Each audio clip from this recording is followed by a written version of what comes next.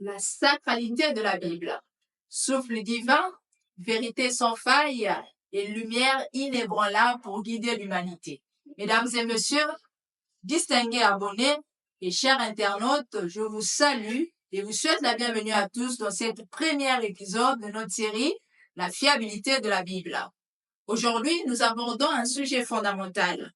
Pourquoi les chrétiens considèrent-ils la Bible comme la parole de Dieu, fiable et autoritaire? La Bible est-elle inspirée? Qu'entend-on par inhérence et infaillibilité? Et surtout, comment ces notions influencent-elles notre foi et notre vie quotidienne? Merveille du ciel, je suis, et pour discuter de ces questions essentielles, j'ai le plaisir d'accueillir Eden. Bonjour et bienvenue. Bonjour Merveille. Passons maintenant à deux concepts controversés, l'inhérence et l'infaillibilité. Pouvez-vous les définir simplement? Je vais donner un exemple. Nous, les humains, nous sommes faillibles. Ça veut dire que nous avons le potentiel de commettre des erreurs. C'est un peu ça. L'infaillibilité, c'est le contraire. L'infaillibilité, c'est dire que c'est quelque chose qui ne peut pas échouer. C'est quelque chose qui ne peut pas faillir. Donc, quand on dit que la Bible est infaillible, c'est-à-dire que dans tout ce que la Bible dit, cela ne peut pas faillir, cela ne peut pas être une erreur. C'est en termes de potentialité. Ça ne peut pas. Pourquoi? Parce que la Bible est inspirée de Dieu et Dieu n'inspire pas l'erreur. Donc la Bible est infaillible, elle ne peut pas faillir. Et l'inhérence, c'est l'actualité. Nous, les humains, nous sommes faillibles, mais nous ne sommes pas faillibles dans tout le temps. Je peux passer un texte d'examen, un examen quelconque, je peux être inhérent dans cet examen. C'est-à-dire, je trouve toutes les réponses, mais ça ne me rend pas infaillible. Dans un contexte particulier, j'ai tout trouvé. Il y aura forcément un contexte où je ne vais pas forcément trouver. Donc, lorsqu'on dit que la Bible est inhérente, on dit simplement que la Bible ne faillit pas. Donc, l'infaillibilité, c'est le potentiel. L'inhérence, c'est l'actualité. On dit que la Bible vient de Dieu, elle ne peut pas faillir. Et en réalité, la Bible ne faillit pas. Il n'y a pas d'erreur dans la Bible. Les erreurs peuvent être des erreurs lors de la traduction, ça peut être des erreurs petites erreurs, voilà, de grammaire, voilà, parce que nous n'avons pas aujourd'hui les textes originaux, nous avons des traductions, des copies, des erreurs de ce type. Mais dans les autographes, dans les idées de la Bible ne peuvent pas être erronées. Donc, l'inspiration, c'est de dire que, l'infaillibilité, pardon, c'est de dire que Dieu a inspiré un texte, le texte n'a pas d'erreur, et l'inhérence, c'est de dire que la Bible n'a pas d'erreur, la Bible est sans erreur en tout cas. Mais justement, est-ce que quand on parle d'erreur, on fait allusion à la Bible Louis Séquence de papier, les versions que nous avons aujourd'hui, ou plutôt aux textes originaux en soi? Quand on parle de la Bible qui n'a pas d'erreur, évidemment, ne parlons pas de Louis Ségon, parce que Louis Ségon, c'est une traduction. La Bible n'a pas été écrite en français. La Bible est écrite à une période, ça fait près de 2000 ans et ça remonte très longtemps. Ça a été écrit en hébreu, en grec. Donc, les auteurs, les premiers récipiendaires de ces idées, Paul, quand il a écrit, ses autographes étaient sans erreur. Ézéchiel, quand il a écrit, ses autographes étaient sans erreur. Jérémie, quand il a écrit ses autographes, étaient sans erreur. Les Bibles que nous disposons aujourd'hui sont juste des traductions. Et les traductions sont des œuvres humaines. Ce sont des chrétiens, de foi, qui entreprennent ce travail de traduire la Bible de sa langue originale dans d'autres langues pour que nous ayons accès à la parole de Dieu. Mais ce processus-là, il peut être faillible parce que nous sommes des humains. Donc, quand nous parlons de la Bible qui est sans erreur, c'est pas la Bible que nous disposons peut-être aujourd'hui, c'est plutôt dans les autographes, dans les originaux, les idées sont sans erreur. Ben, à ce stade-là, puisque nous n'avons plus des textes originaux, comment pouvons-nous toujours être certains de justement de cette fiabilité de la Bible? Oui, c'est une question épineuse parce que nous n'avons pas les autographes, mais il faut comprendre, Hervé, il y a toute une science qui existe aujourd'hui que nous appelons la science de la critique textuelle, et c'est une science qui permet de retrouver en fait le texte original à travers ses copies. Il faut juste comprendre que par exemple avec le Nouveau Testament, nous avons plus de 5300 copies du Nouveau Testament. Donc, nous avons copie. Et il a été remarqué à travers de la critique textuelle que les différences entre les copies ne sont pas majeures. Les différences ne sont pas en termes d'idées, il n'y a pas conflit des types d'idées, il n'y a pas conflit des revendications. Par exemple, la Bible revendique que Jésus-Christ est ressuscité de mort. Dans toutes les copies du Nouveau Testament, vous allez retrouver ces idées. Donc, la critique textuelle fait à ce que bien sûr que nous n'ayons pas des autographes, parce que c'est peu probable que nous ayons aujourd'hui l'écriture de Paul jusqu'à aujourd'hui. À l'époque, il n'y avait pas d'imprimante. À l'époque, il y avait toute une science des scribes qui copiaient la Bible à la main. C'est-à-dire, ils ont l'original et puis ils copient à la main. Et c'était une science qui était très scrutineux. Il y avait des règles, il y avait tous des principes. C'était une science, en tout cas, à l'époque. Et on peut faire confiance à cette science-là. On peut faire confiance à la critique textuelle qui fait à ce que, bien sûr que nous n'ayons pas les autographes, se dire que ces traductions ne sont pas erronées, elles sont correctes parce que les différences sont juste des différences très mineures, c'est pas des différences qui altèrent le message du christianisme ou qui altèrent la révélation que Dieu nous donne. Ceci dit donc, en tant que chrétiens, nous croyons que la Bible est notre référence ultime. Pourquoi cette autorité est-elle cruciale pour notre foi? Merveille, c'est important pour nous en tant que chrétiens aujourd'hui de comprendre l'autorité de la Bible parce que nous vivons dans une génération de chrétiens. Nous avons des chrétiens qui font plus confiance aux pasteurs qu'aux écrits de la Bible. Vous avez des chrétiens qui passent plus de temps à entendre leur prédication qu'à lire leur Bible. Je suis pas en train de dire que les pasteurs c'est une mauvaise chose. Je suis pas en train de dire qu'entendre une prédication c'est une mauvaise chose. Simplement ce que je veux dire c'est que la révélation directe de Dieu à nous, c'est la Bible. La Bible est accessible à tout le monde, nous pouvons étudier. Donc, c'est très important pour les chrétiens d'aujourd'hui de comprendre qu'ils doivent s'engager dans une étude personnelle de la Bible. Ils doivent s'engager, ils doivent embrasser le texte, ils doivent le personnaliser. Avant de publier ce que le pasteur dit, avant de faire le perroquet, le pasteur a dit se souvenir de répéter la même chose. Vous voir des gens, ils ont des croyances qui ne sont pas fondées sur la Bible, mais fondées sur les paroles des hommes. Et cela, pas juste faire ce qu'ils font de naufrage, alors parce qu'il n'y a aucun fondement. Donc c'est très important pour nous de comprendre l'autorité de la Bible en tant que chrétien. Notre confiance, notre juge final, c'est la Bible, c'est pas d'abord les paroles des hommes. Maintenant, on peut parler, il faut adopter l'attitude des chrétiens libérés qui examinaient tout le temps les Écritures pour vérifier ce qu'on leur disait. Donc, il faut juste cultiver une attitude d'étude personnelle de la Bible. Est-ce que la Bible nous dit que ce livre de la loi ne s'éloigne pas de ta bouche, tu es censé la méditer le jour et nous devons juste appliquer cela. Car non seulement que la Bible donne la fondation à notre foi, mais l'autorité de la Bible, ça révèle ce fait comment Dieu nous parle personnellement. C'est Dieu qui s'est révélé à nous. Il ne s'est pas simplement révélé aux humains, en général, mais personnellement, il s'est révélé à moi, personnellement, il s'est révélé à toi au travers de la Bible. Il répond à nos questions. Toutes les questions que nous avons, les questions existentielles, nous pourrons trouver les réponses dans la Bible. Donc, la Bible est digne de confiance. Nous devons juste comprendre que c'est le guide de notre foi, au lieu de vouloir avoir quelqu'un qui va vous guider à Dieu, c'est la Bible qui vous guide à Dieu, en fait. Donc, l'autorité de la Bible, ça couvre ces deux volets-là. L'étude personnelle de la Bible et juste comprendre que la Bible répond à toutes nos questions. Nous devons regarder à la Bible et non à un homme. Avant d'aller plus loin, j'aimerais vous inviter à interagir avec nous. Avez-vous des questions sur la fiabilité de la Bible ou des passages spécifiques qui vous troublent? Écrivez-les dans les commentaires et nous pourrions les aborder dans les prochains épisodes. Surtout, n'oubliez pas de liker et partager cette vidéo pour toucher d'autres personnes qui se posent les mêmes questions. Du coup, Hélène, devons-nous croire en la Bible avec une foi aveugle ou devons-nous engager la raison pour vérifier son contenu? Merveille, je vois pas trop de conflit entre la foi et la raison. C'est les chrétiens d'aujourd'hui plutôt qui ont eu tendance à croire que si vous êtes spirituel, si vous êtes chrétien, vous ne devez plus réfléchir, vous ne devez plus engager votre raison pour comprendre. Mais si vous examinez, la foi chrétienne est une foi raisonnable. La foi chrétienne, c'est une foi qui est basée sur la raison. Les faits bibliques sont des faits qu'on peut vérifier raisonnablement. Jésus-Christ a réellement existé. Je ne crois pas en Jésus-Christ par envie de croire. Je ne crois pas en Jésus-Christ parce que j'ai la foi simplement. Mais je crois en Jésus-Christ parce que ça fait vérifier historiquement, archéologiquement que Jésus-Christ était bien une personnalité qui existait. Donc ça, c'est juste un exemple pour montrer que c'est Dieu qui nous a dotés de raison. Nous sommes des êtres raisonnables. C'est Dieu qui nous a dotés d'intelligence. Donc nous devons engager tout notre être dans notre quête de Dieu, dans notre compréhension de la Bible. La Bible, c'est un livre très intellectuel et le concept du christianisme engage beaucoup de la réflexion dans les concepts de la Trinité, de la rédemption, de l'incarnation, que si vous ne réfléchissez pas, vous n'allez pas les comprendre. Donc, je ne vois pas de conflit entre la raison et la foi. Plutôt, nous devons engager les deux. Nous croyons parce que nous sommes intelligents, nous pouvons vérifier, nous pouvons regarder et c'est raisonnable de croire en la Bible. C'est pas juste une foi aveugle. Comment donc, de ce fait, répondons-nous à ceux qui affirment que la Bible est un livre humain ou même un outil de colonisation en Afrique?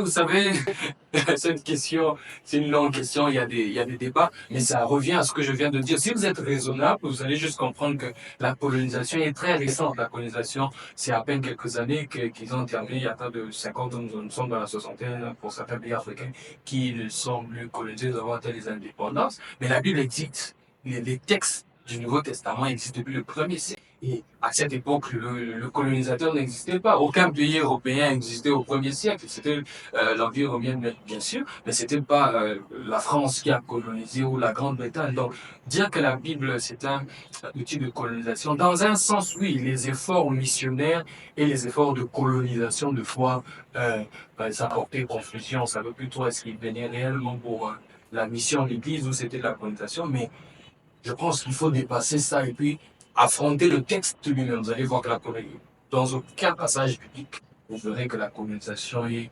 recommandée ou Dieu recommande cela. Donc, il faut juste faire cette séparation entre les œuvres humaines des gens, le colonisateur, et mettre la Bible de côté. Donc, ce n'est pas l'homme blanc qui a écrit la Bible en tant que tel. Les blancs qui ont écrit la Bible, les gens qui ont écrit la Bible pour ils sont les Juifs. La Bible est pratiquement écrite par des Juifs et eux, ils ont existé.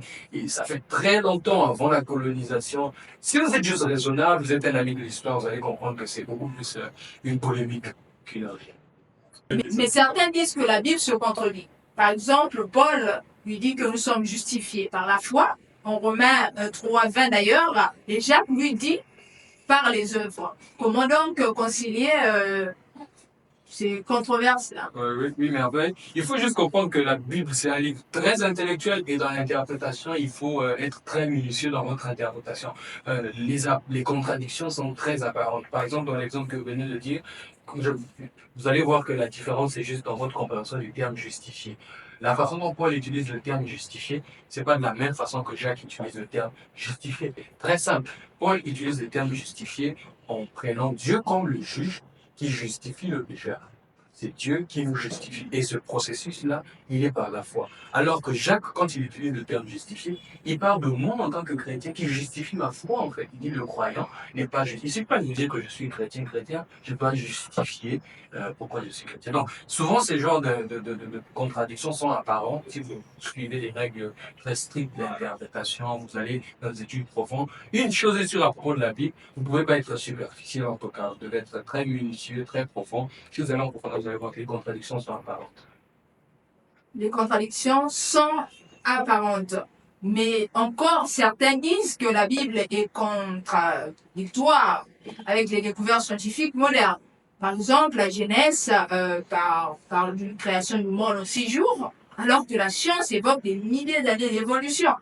Comment reconcilier foi et fait scientifique dans ce contexte-là? Oui, c'est très délicat encore. C'est comme je viens de le dire, il faut être très regardant, il faut faire attention. Euh, une chose est sûre, le récit biblique nous parle de la création du monde. La science parle de l'évolution. Le récit biblique commence en disant au commencement, Dieu créa les cieux et la terre. La question d'interprétation, lorsqu'on dit le premier jour, Dieu fit la lumière, le deuxième jour, Dieu créa les cieux, ainsi de suite.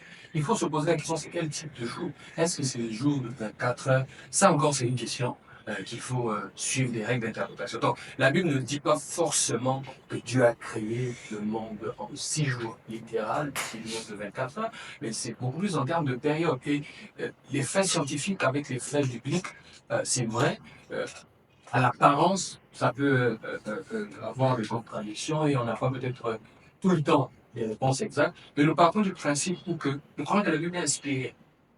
Nous croyons que c'est Dieu qui a inspiré la Bible. Si nous ne pouvons pas faire confiance à la Bible en termes scientifiques, si nous ne pouvons pas faire confiance à la Bible en termes historiques, pourquoi nous allons faire confiance en termes spirituels? C'est ce que Jésus disait d'ailleurs, il dit, je vous ai dit les choses de la terre, vous n'avez pas cru. Pourquoi vous allez croire lorsque je vous parle des choses célestes? En conclusion à ce genre de controverse, l'approche que j'ai souvent, c'est même quand je n'ai pas de réponse, je suis sûr à propos d'une chose, c'est que Jésus-Christ, c'est une personne qui a existé, historiquement ça peut être prouvé, et Jésus-Christ a enseigné l'inspiration des Écritures dans leur totalité.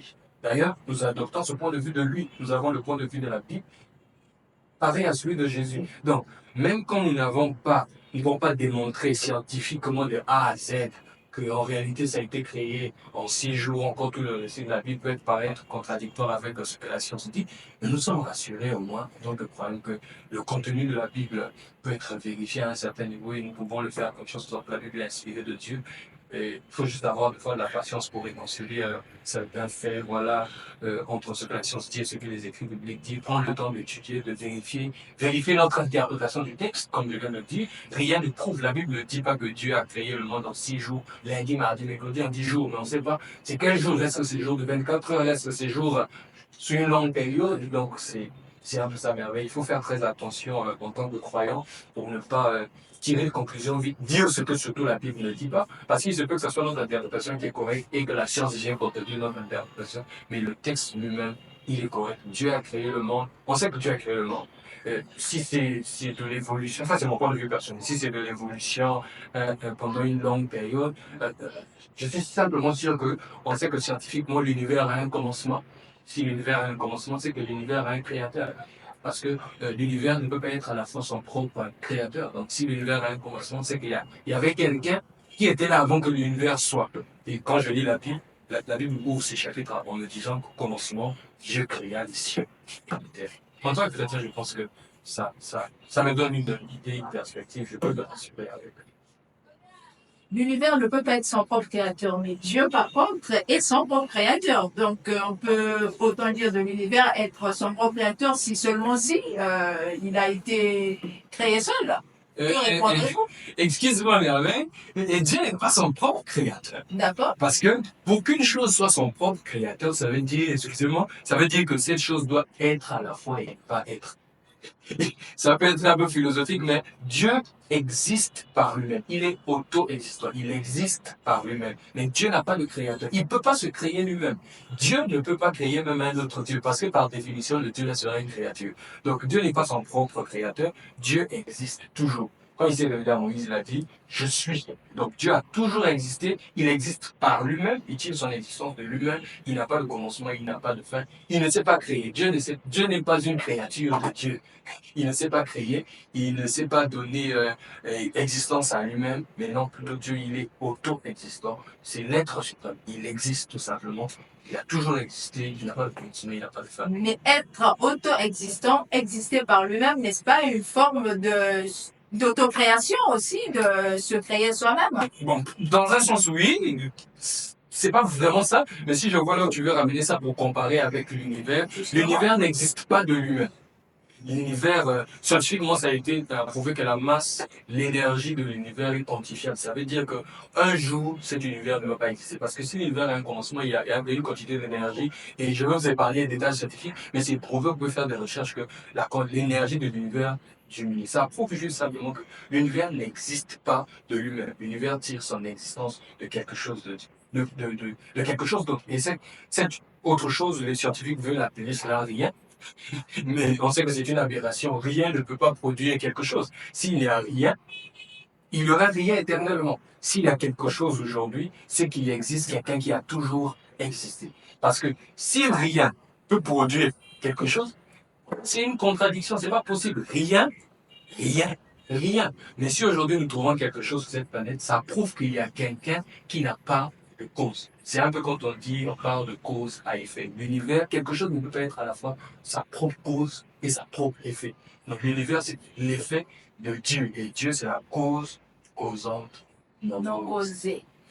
C'était une parenthèse, certainement on aura le temps d'y revenir prochainement. Mais pour conclure, enfin, comment un chrétien peut-il affermir aujourd'hui sa confiance en la Bible? Oui, c'est important pour nous d'affermir. Et comment nous le faisons? En étant studieux en tout cas. Parce que les chrétiens sont trop négligents et très superficiels dans leur approche. Vous savez, quand vous êtes superficiel dans votre foi, votre foi sera très sera ébranlable. Vous pouvez être pris par des vents d'idées. Voilà, la science viendra dire des choses, vous serez ébranlé facilement. En tant que chrétien, pour affirmer votre foi, vous devez être très studieux. Vous devez être un étudiant. Vous devez aimer étudier la Bible, étudier en profondeur, voilà. Et votre foi va s'affirmer sur le fait que comprenez qu'elle est inspirée de Dieu. Ça vient de Dieu. Ce n'est pas seulement les humains qui ont... Regardez à la cohérence de la Bible, regardez les idées bibliques, la façon dont elles sont structurées, l'ordre et la cohérence. Un fait, par exemple, la Bible est écrite après les 40 auteurs qui ne se connaissent pas forcément, mais tout ce qu'ils ont écrit pointe vers la même personne, Jésus-Christ. Vous avez Paul qui a vécu dans une autre génération, David qui a vécu dans une autre génération, Moïse qui a vécu dans une autre génération. Des gens qui ne se connaissent pas, qui étaient de différents métiers, des bergers, des rois, des hommes politiques, des leaders. Tous ils ont écrit et convergent vers un seul message qui est celui de Jésus-Christ. Ça vous prouve que c'est un livre qui est divin. Ce n'est pas le produit humain, ce n'est pas le produit de la pensée humaine. C'est ce que la Bible dit, ce n'est pas poussé.